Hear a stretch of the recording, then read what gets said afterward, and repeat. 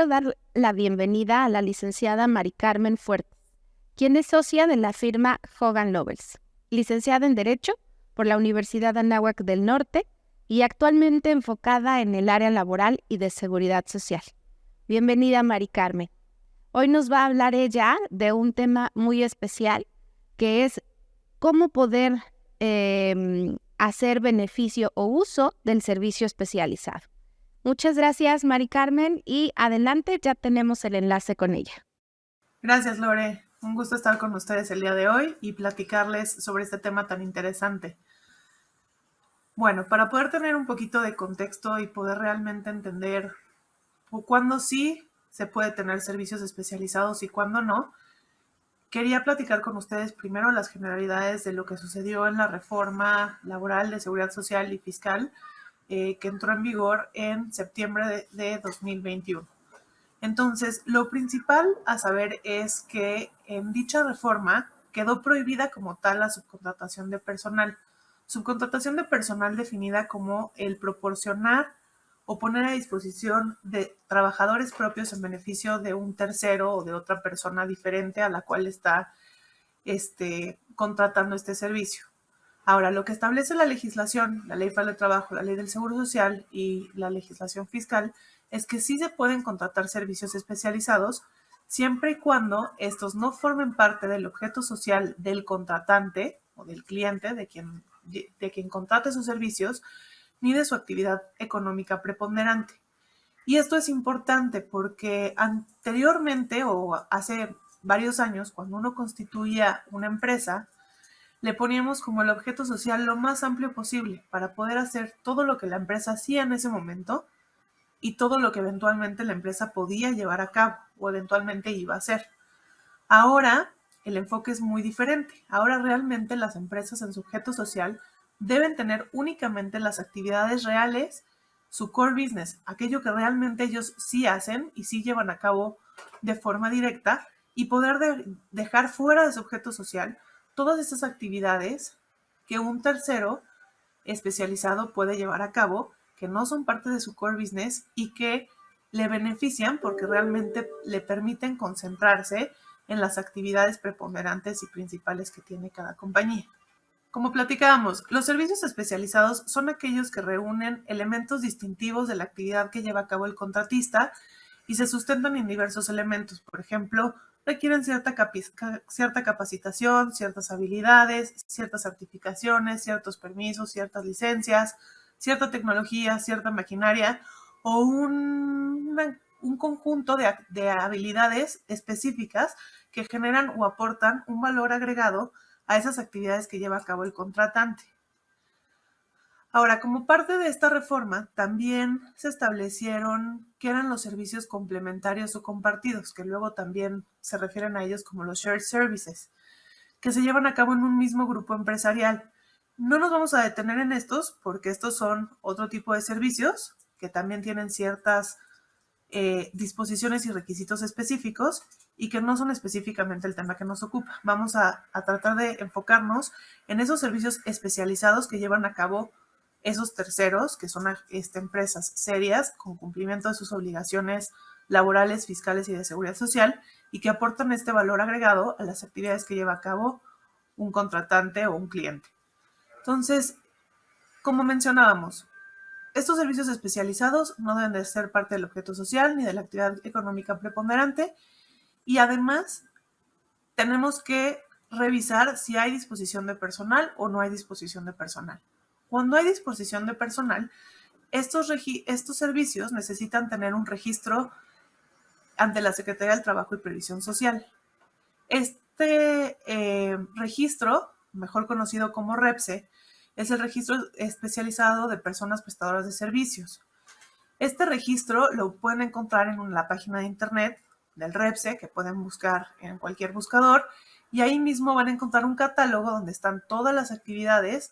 y todos los servicios, todas las empresas que se dedican a prestar servicios especializados. Ahí ustedes como clientes pueden revisar que la empresa que estén contratando tenga un REPSE que esté correctamente dado de alta ante la autoridad y que la actividad que estén contratando sí sea acorde a esa actividad que la propia autoridad ya le permitió a ese contratista llevar a cabo.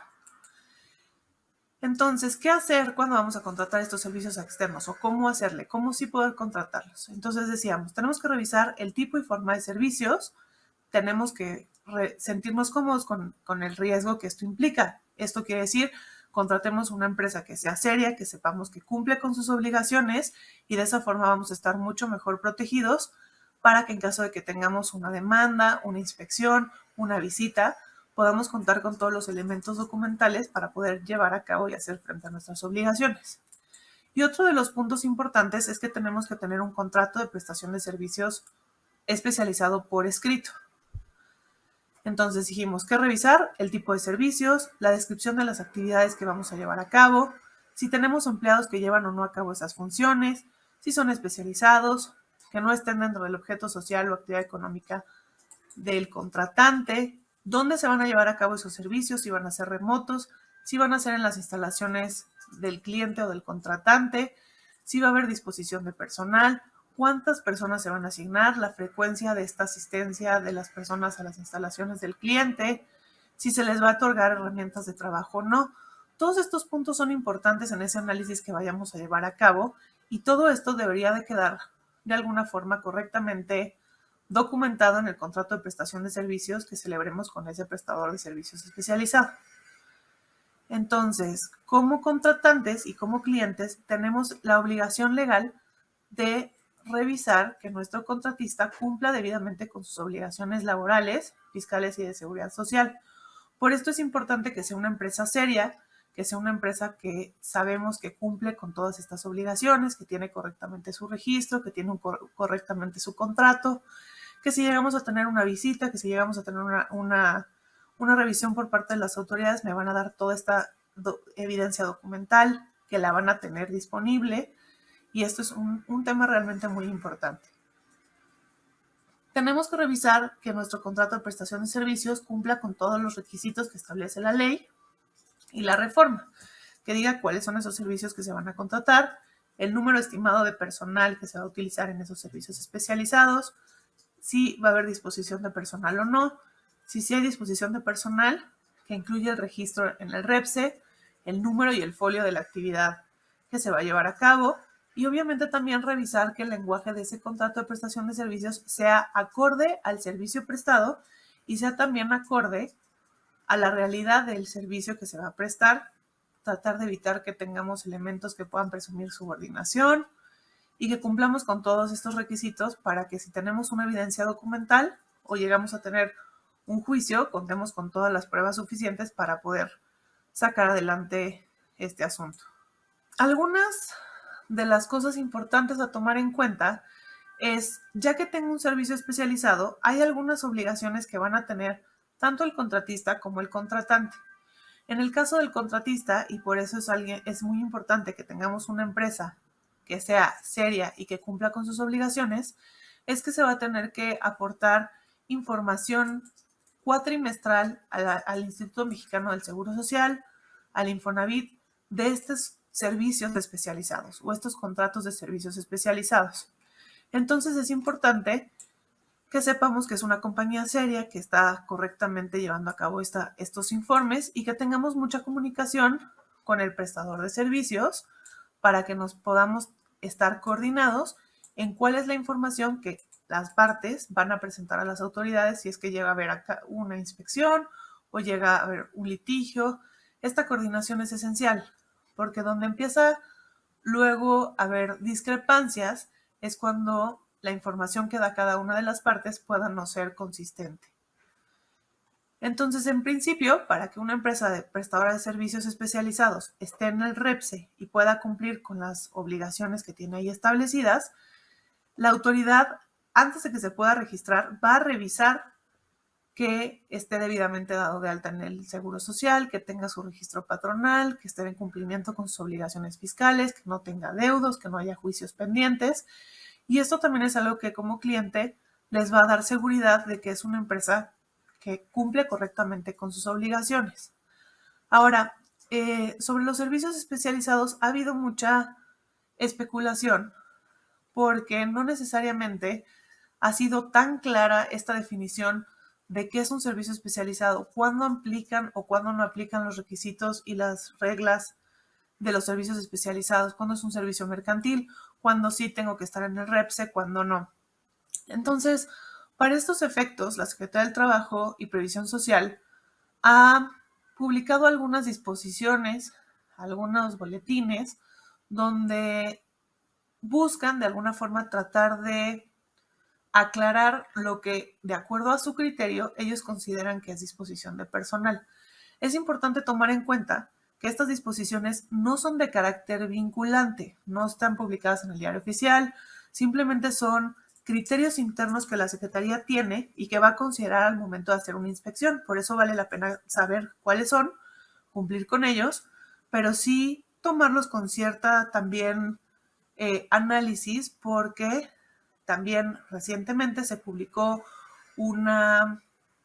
tesis por parte de la Suprema Corte de Justicia de la Nación, donde establece que la Secretaría del Trabajo y Previsión Social no está facultado para determinar qué es un servicio especializado o para definir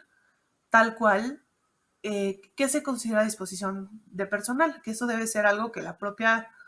legislación establece, y esto es algo que le corresponde eventualmente definir a la autoridad o al juez que vaya a llevar a cabo ese análisis en caso de que hubiera una inspección o que hubiera un litigio, etc.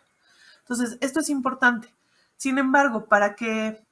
existiera menos incertidumbre, lo que la Secretaría considera que es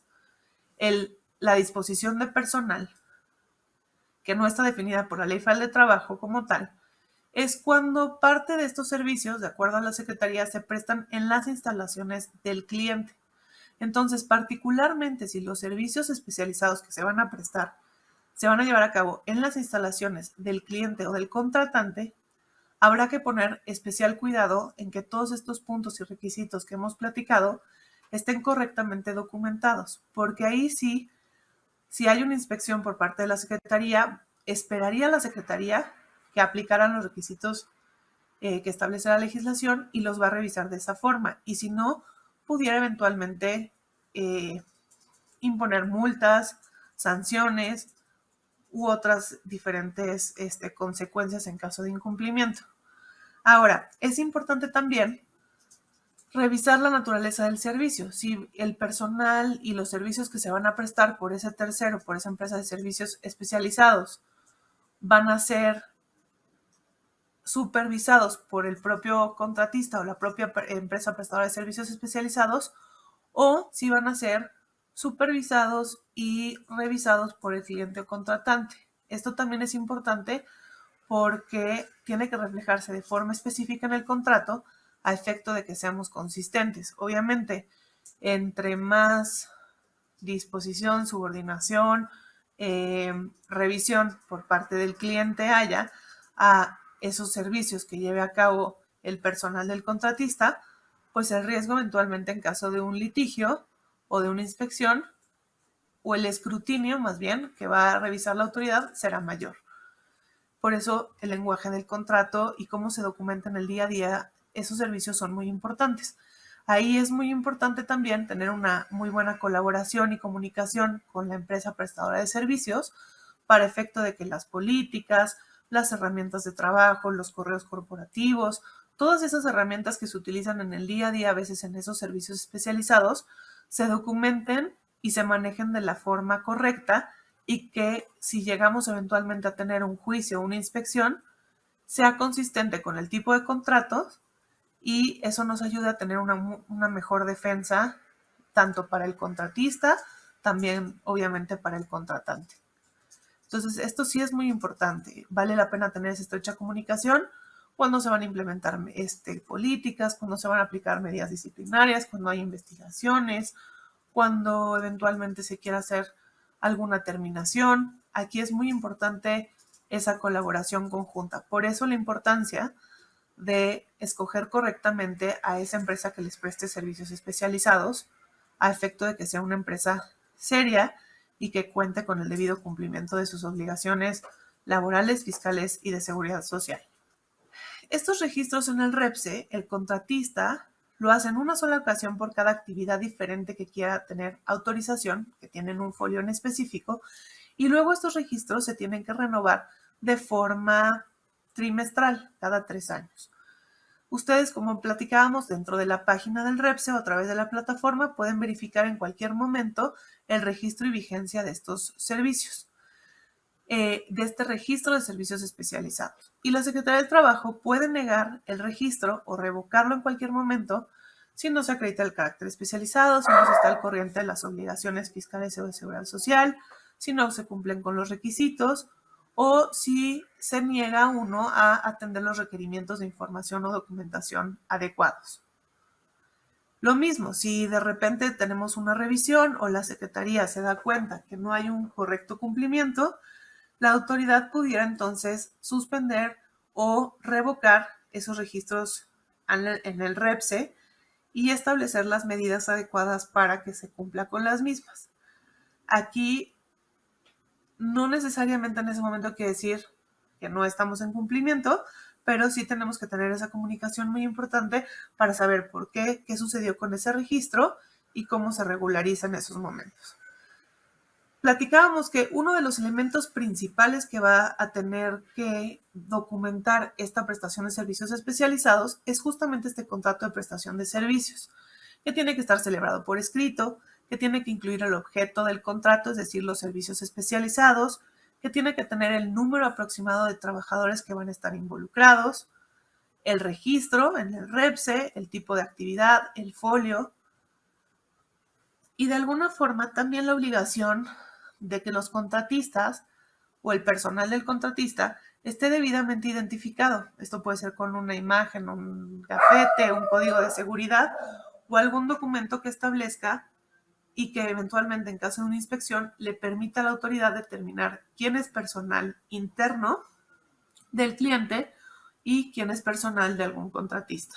La información que se reporta de forma cuatrimestral al IMSS o al Infonavit se lleva a cabo el día 17 de los meses de enero, mayo y septiembre y tiene que ver con la información de los contratos de prestación de servicios a los que les aplican estos requisitos de servicios especializados donde hay disposición de personal e implica, por ejemplo, las partes del contrato, el RFC de las partes, el domicilio social, el objeto del contrato, la vigencia, la relación de trabajadores, ciertos datos del propio contrato y también incluye, por ejemplo, una copia simple del registro del REPSE. Por eso es importante verificar esta coordinación y comunicación adecuada para que toda la información que las dos partes pudieran eventualmente compartir sea consistente en caso de que hubiera alguna revisión. Ahora, ¿qué pasa si no cumplo correctamente?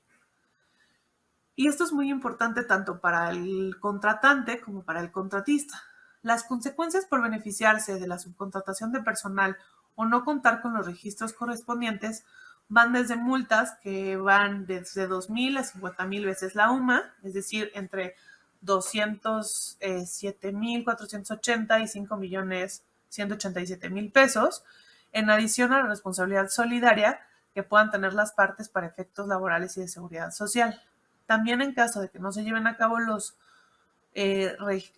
informes cuatrimestrales, también eventualmente esto puede traer una multa que puede ir de 50 y tantos mil pesos a 200 y tantos mil pesos. Como mencionábamos, específicamente esto se puede reducir y mitigar de forma importante el riesgo teniendo una empresa prestadora de servicios especializados que sea seria, que cumpla con sus obligaciones y que exista esta comunicación entre las dos partes para efecto de que todo quede correctamente documentado y que si llegamos a tener un proceso de revisión podamos salir sin ningún problema. Algunas recomendaciones adicionales implicarían revisar los casos específicos, pero básicamente uno de los principales es, como mencionábamos, revisar los objetos sociales, revisar que sea una empresa de servicios especializados seria y que de esa forma podamos tener la tranquilidad de que las obligaciones laborales, fiscales y de seguridad social de este personal que nos pueda estar prestando un servicio estén correctamente cumplidos. Y de alguna forma, en nuestra experiencia y la experiencia de nuestros clientes, estos servicios especializados se vuelven muy importantes porque son realmente servicios que le permiten a la empresa concentrarse en su actividad principal, en su core business, y poder tener esa flexibilidad y poder tener esa eh, forma de adaptarse de forma natural a los cambios que el propio negocio pudiera requerirles. Muchas gracias, Mari Carmen. Y pues ya ahora en el punto de las preguntas y respuestas, tenemos algunas de ellas que queremos compartir contigo. La primera es, ¿cuáles son las principales recomendaciones para contratar servicios especializados en cumplimiento a lo que establece la legislación aplicable? Bueno, como platicábamos, algunas de estas recomendaciones importantes para contratar servicios especializados son que el contrato de prestación de servicios esté celebrado por escrito y cumpla con los requisitos y el lenguaje adecuado que establece la legislación. 2. Que revisemos que el objeto social y la actividad preponderante del contratante sea diferente a los servicios especializados que se van a contratar a efecto de que cumplamos con este requisito esencial que establece la reforma. 3. Obtener el registro ante el REPSE de mi prestador de servicios especializado. Como platicábamos, esto se puede hacer solicitándole al contratista el registro y también revisándolo en la página de internet del REPSE, donde hay un catálogo de todos los REPSES y todos los registros vigentes y las actividades que cada uno de los servicios especializados o de los contratistas de servicios especializados o prestadores de servicios especializados tiene autorizados. Después, proporcionar cuatrimestralmente la información específica al IMSS y al Infonavit que se establece acerca de los servicios especializados donde haya disposición de personal. El contrato debe contener el objeto de los servicios que se van a prestar o las obras que se van a prestar,